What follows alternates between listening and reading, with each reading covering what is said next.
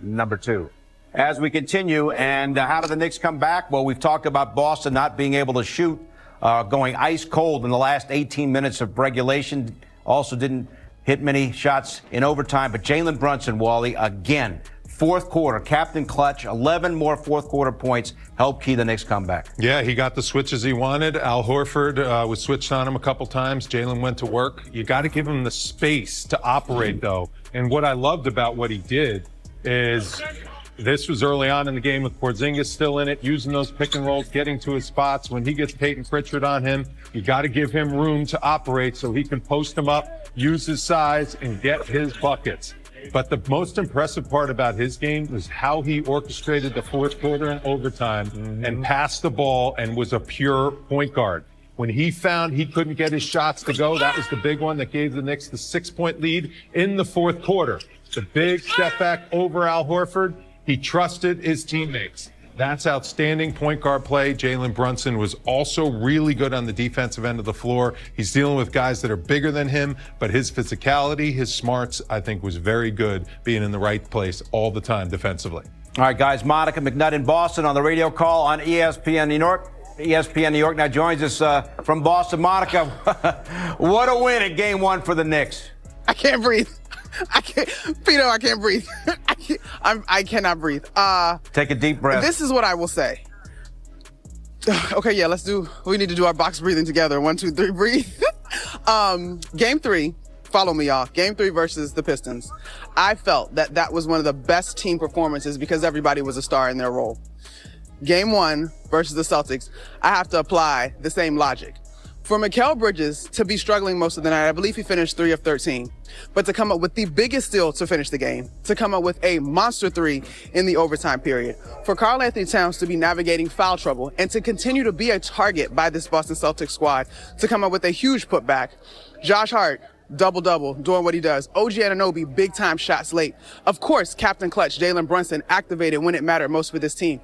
This, to me, is another tremendous example of this team being stars in their roles. And I will add, guys, the feeling here in the building, and I said to Tyler as the team closed that 20-point deficit in the third quarter, first I said it off air and then presented it to our audience on air, but it felt as though the Knicks had to have this one because I don't know in this series how many more times the Celtics will shoot 25% or less from the three-point line. I'm not sure how many more times Kristaps Porzingis will only play a half. And so it felt like there was an urgency in the moment that I don't know if this team is able to meet if they were not, so to speak, if the beast had not been awakened because of the grittiness that was demanded of them to get past the Pistons. I'm with you, Monica. I think that Pistons series really brought this team and this locker room together. How about the job that Bridges and Anunoby did on Tatum and Brown? They shot 7 for 20, Jaylen Brown, and 7 for 23, Jason Tatum. Just outstanding defense. And this is why, Wally, I think Mikal Bridges is playing some of his best basketball, right? We come into this one, I joined the good folks on NBC Sports Boston in the pregame show, and one of the questions was, can the Wingstop crew do what they're supposed to do? Now, they didn't use the name Wingstop because they don't know that name.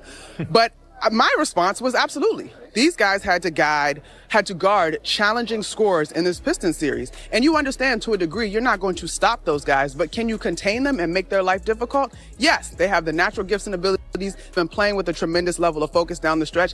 And this team, if nobody believes, as we know the national conversation, the internal group that wears that uniform believes. And so we saw exactly that. But all of it, Wally, to me, comes back to a tremendous level of focus top to bottom for this group.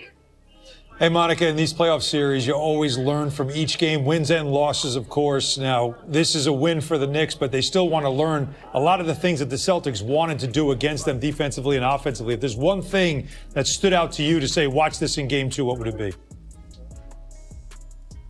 Well, I still think that they're going at Karl Anthony Towns, right? He was smart in that he was able to navigate the foul trouble down the stretch. But I still think that they are using their 5-out lineup. They're going to attack whoever they deem to be the soft spot in the defense. I think the Hack-a-Mitch thing is something that is a little bit mind-boggling to me, but we'll probably continue to see more of that. And so I think individually, these guys are all being challenged. I mean, even late in game, Jalen Brunson is guarding Jason Tatum. And so I think the one-on-one defense, everyone is being challenged. Now, yes, as a team, you have to stay connected and be in that proper help and the proper rotations. But I think as a team, the Knicks need to continue to check themselves, look in the mirror and say, I'm not going to be the one, and give their best efforts in terms of keeping guys in front of them. Because I really think While I don't expect the Celtics to depart from threes because that's who they are, I do think they will be looking to attack the Knicks one-on-one, especially anybody not named Bridges or Anunoby. All right, Monica. Thanks as always. Have a good day off in Boston. We'll talk to you on Wednesday night. Boston just got so much more lovely tomorrow, guys. Enjoy your day. Enjoy your day. So Tom Thibodeau's Knicks win game 1 in overtime. Let us now hear from the Knicks coach. As always, his post-game comments presented by Chase. Yeah, no, I thought it was a great team win. We started well, then we fell into a hole, then we fought our way out. Tough plays down the stretch.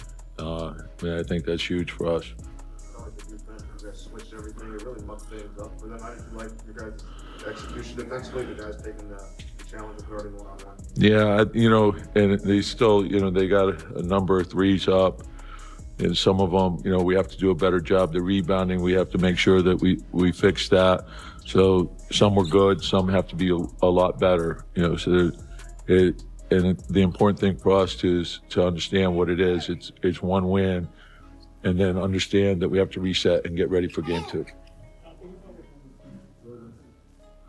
Yeah, and it's been, this team has fought all year. It's been a pretty good road team. We've had to endure some things with guys being out, and I think over time that helps you. You build up your mental toughness and understanding how important that is. And it's like I said, it's.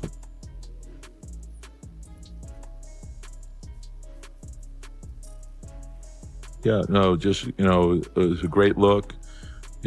Shot it great, didn't go in. That's part of the game. Next play.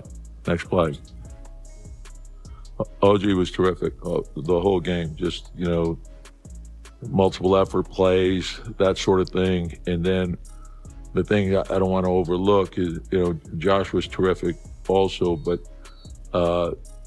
Cat had foul trouble, but the rebounding, and making tough plays at the end, that was huge for us.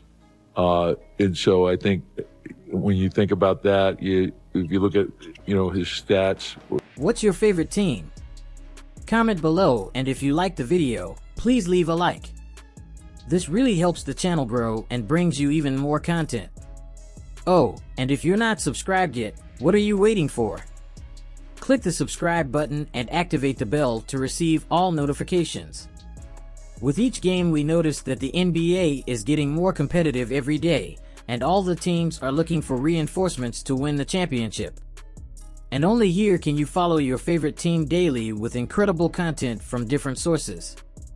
Here on the channel, there are new videos every day with analysis, curiosities, and the best moments in basketball. That's it for today, folks.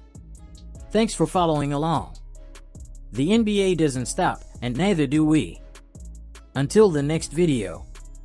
NBA, the passion that connects us.